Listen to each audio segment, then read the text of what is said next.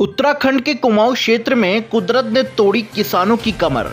नमस्कार, आप देख रहे हैं यूके 24/7 न्यूज। आपको बता दें कि पिछले साल जून से बारिश न होने के कारण किसान की आलू व गेहूं और फल फूल आदि की फसल चौपट हो गई है। वहीं बारिश तब हुई जब आलू खोदने का समय हो गया था। आपको बता दें कि किसानों ने आलू का बीज और खाद समितियों से उधार लेकर फसल लगाई थी, जो कि बारिश न होने के कारण सूख कर नष्ट हो गई है, जिस कारण किसान अपने ऋण की धनराशि भी नहीं चुका पा रहे हैं। वहीं सुनने में आया है कि सरकारी समितियां से जिन किसानों ने लोन लिया था और फसलों के लिए इंश्योरेंस की राशि जमा की थी, उस पर इंश्योरेंस कंपनियों का कहना है कि कुछ टेक्निकल कारणों से हम किसानों को फसल बर्बाद होने पर कोई मुआवजा या फसल बीमा का इंश्योरेंस नहीं दे पाएंगे, जिससे किसानों में काफी रोष है। वहीं किसान इस कदर मजबूर हो गया है कि ऋण की धनराशि का ब्याज भी नहीं चुका पा रहा है। उनका कहना है कि सरकार को इंश्योरेंस कंपनियों को आदेश देना चाहिए कि इंश्योरेंस कंपनियां किसानों को प्राकृतिक आपदा को ध्यान में रखकर उन्हें उचित मुआवजा और इंश्योरेंस दे, या किसानों का ऋण माफ किया जाना चाहिए। देखिए पूरी खबर वेद प्रकाश आर्य की यूके 24/7 के लिए नैनीताल से। नमस्कार, स्वागत है आपका यूके 24/7 न्यूज़ में। मैं भीमताल से वेद प्रकाश आर्य। आज ये ग्राम सभा धानाचूली में हूँ और ये लगभग कॉल के ऊपर वाला हिस्सा इलाका है, जहाँ पर कि आलू की फसल जो है, आज हम हर गांव में जाकर के ये देख रहे हैं कि भाई यहाँ की जो बारिश न होने की वजह से किसान कितने परेशान हैं और उनके मन में क्या चल रहा है, कैसे आजीविका चलेगी। और यहाँ पर मैं कैमरामैन को बोलूँगा कि थोड़ा सा ये नीचे दिखाएँ। आलू के जो पौधे हैं बिल्कुल ही सूख गए हैं। यहाँ पर पिछले साल से करीब मई जून से अभी तक बारिश नहीं हुई है। थोड़ी सी करीब 5-10 मिनट बारिश जो है कुछ दिन पहले हुई थी, उससे कुछ भी नहीं हो पाया। जो कि रास्तों की धूल है वो तक नहीं छट पाई थी।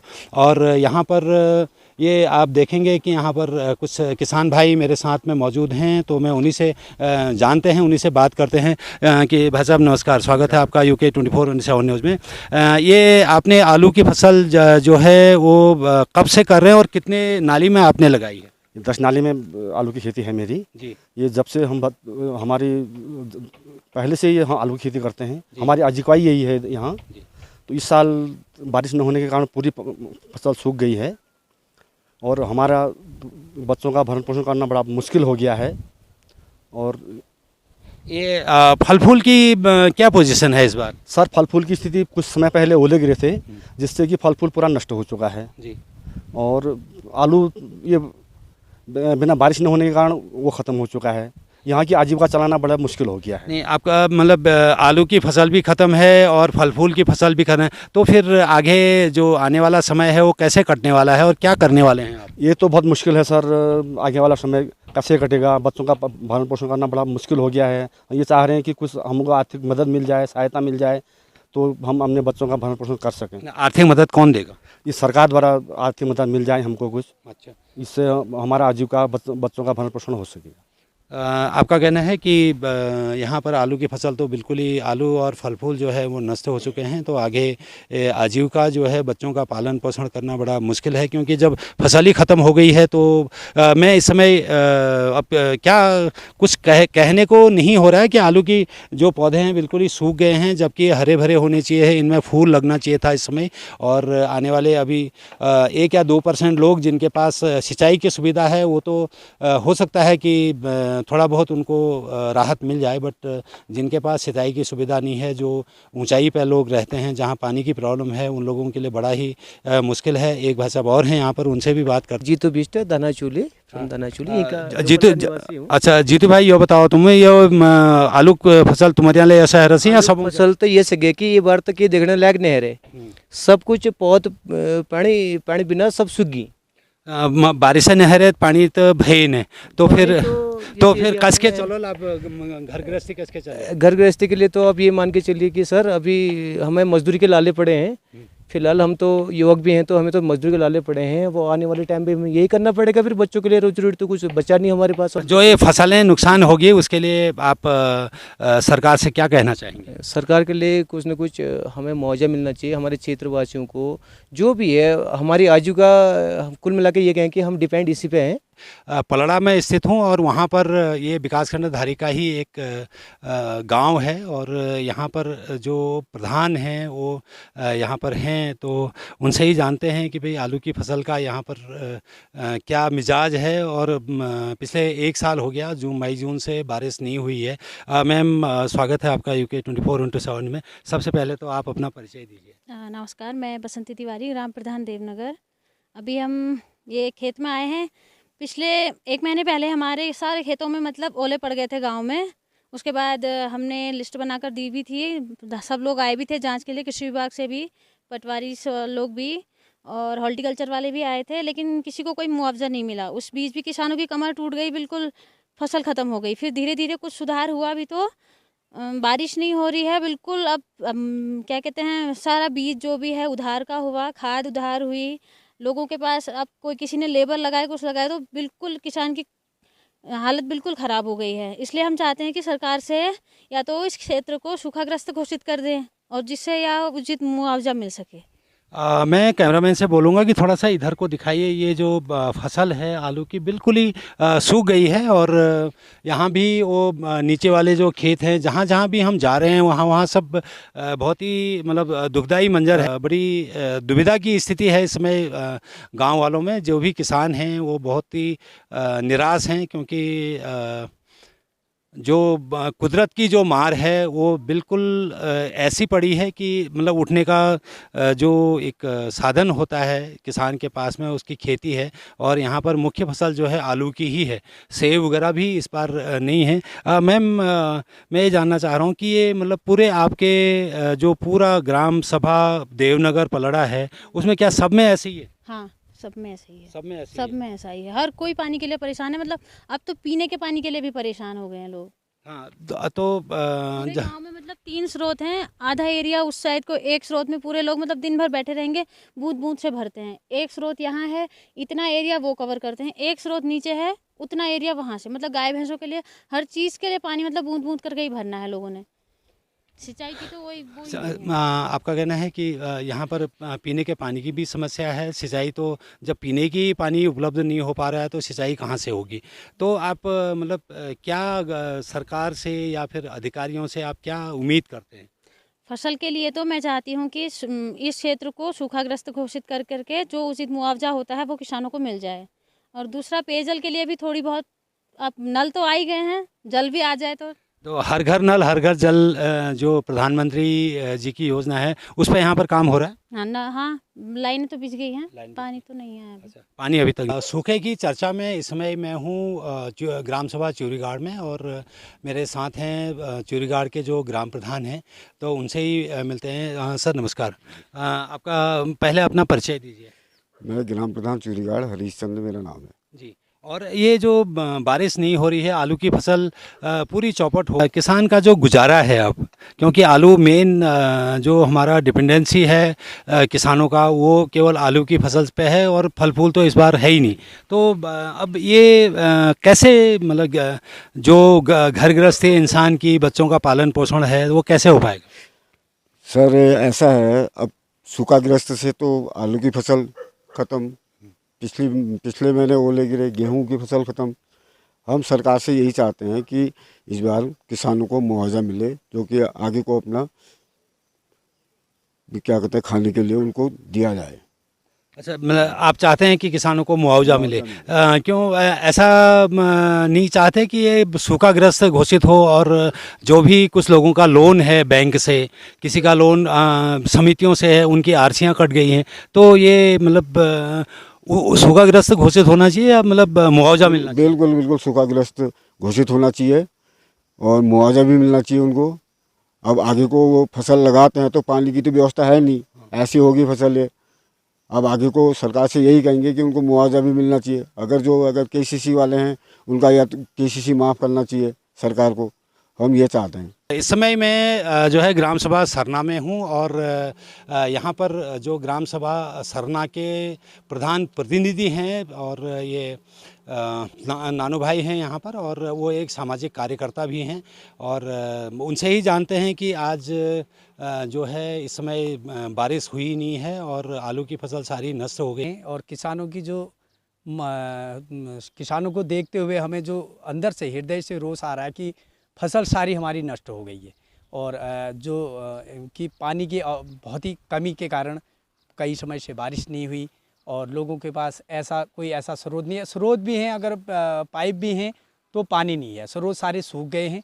और मैं सरकार से ये निवेदन करता हूँ कि उत्तराखंड को सूखा घोषित करते हुए और किसान काश्तकार परिवार को जीवित रहने के लिए, क्योंकि हमारी आय जो है सिर्फ किसानी है और हम इसी खेती से अपना आय का स्रोत करते हैं और अपने बच्चों का पालन पोषण और स्कूल पढ़ाने का काम इसी फसल से होया करता है। और जो सूखा पड़ गया है, मैं पूरी सरकार से निवेदन करना चाहूँगा कि पूरी धारी ब्लॉक से पूरे उत्तराखंड की ओर से कि उत्तराखंड को सूखा घोषित करते हुए और किसान परिवारों को जो है राहत दे दी जाए। और राहत भी ऐसी दे दी जाए कि राहत तो दी जाती है कभी कभार तो 750 और 1500 रुपया आता है, तो सर आप लोग सभी जानते हैं कि 1500 और 750 में कोई जो है किसी भी किसान की पूर्ति नहीं होती है, गोबर खाद और दवा का भी नहीं निकल पाता है।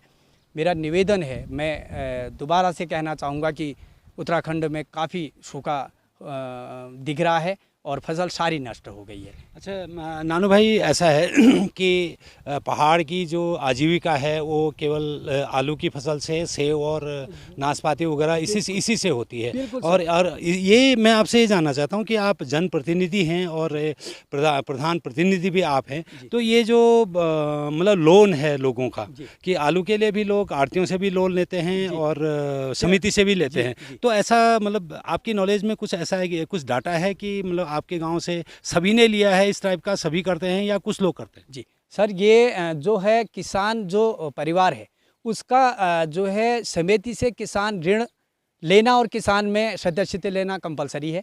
और कोई भी ऐसा व्यक्ति नहीं है जिसने किसान ऋण न लिया हो और लिहाजा समिति से तो लिया ही लिया है और बैंक से भी जो है KCC बना रखी है जो 1,60,000 अपनी आवश्यकता के अनुसार, और उस ऋण को वो व्यक्ति चुकाने से बिल्कुल असमर्थ है सर। और आए दिन उन लोगों की जो है फसल नष्ट होने के कारण और फल फ्रूट न होने के कारण उन्होंने अपना ऋण नहीं चुकाया है और उनकी आरसियाँ भी कट गई हैं। और जो है ठीक है, बैंक ने जिसने ऋण दिया है वो आए दिन लाभार्थी को फ़ोन करके कह रहे हैं कि आप लोगों की आरसी काटनी है, और समिति वाले रोज़ के रोज़ घर में जिन लोगों ने लिया है उनके पास जाकर उनको समझा रहे हैं कि आप लोगों ने हमसे हमारी समिति से ऋण लिया था, उस ऋण को कैसे भी जमा करें।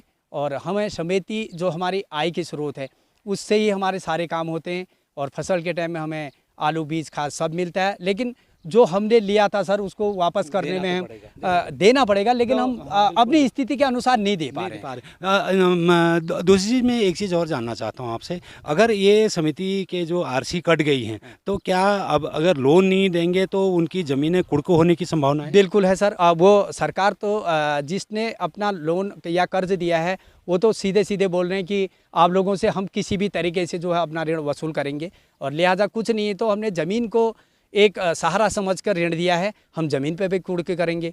और सर मेरा कहना है, मैं सरकार से दोबारा निवेदन करूंगा कि किसी ऋण जो लिया गया है PNB और ये समिति से, इन किसान लोगों का जो है सर बैंक ऑफ बड़ौदा से, जो भी बैंक यहाँ पर हैं सभी बुनियादी मतलब लोकलिटी के जो भी बैंक हैं सर, जिसका नज़दीकी बैंक पड़ा है उसने वहाँ से लिया है।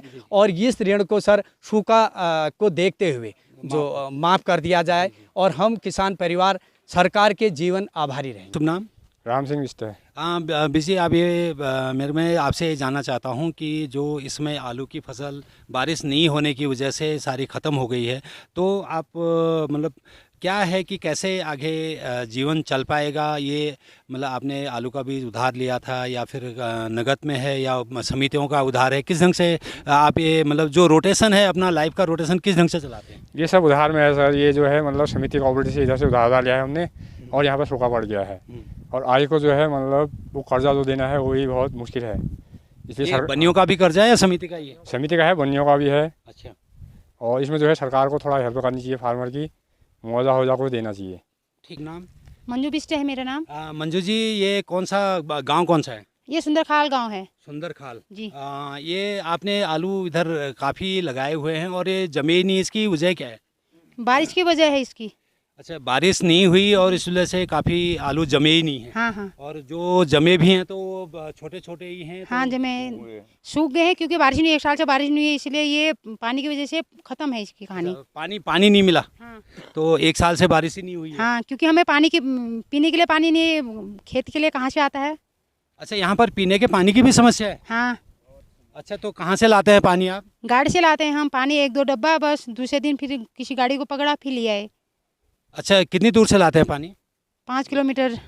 बाप रे, 5 किलोमीटर दूर से। आजकल ये हर घर जल हर घर नल की जो सुविधा है प्रधानमंत्री की ओर से जो एक योजना चलाई गई है, बहुत ही अच्छी योजना है। तो उस पे जो हर घर जल हर घर नल वाली जो योजना है वो यहाँ पर लागू मतलब नहीं है क्या? है, पाइपें बिछी है ना, लेकिन बारिश की वजह से उसमें पानी कहाँ से आता है।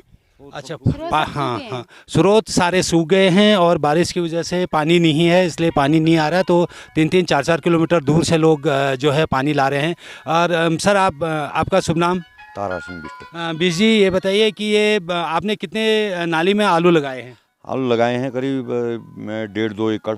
1.5-2 एकड़ में। तो अभी मतलब क्या है, इस साल आलू की फसल बारिश नहीं होने की वजह से तो लग रहा है कि सभी सूख गई है, तो फिर गुजर बसर कैसे करेंगे? क्या करें अब, ये कुदरत की माया है। अब क्या करें, बारिश हो नहीं रही, साल भर हो गया बारिश नहीं है, बारिश नहीं हो रही। आलू लगाए तो वो जमे नहीं, जो जमा है तो वैसे ही सूख रहा है।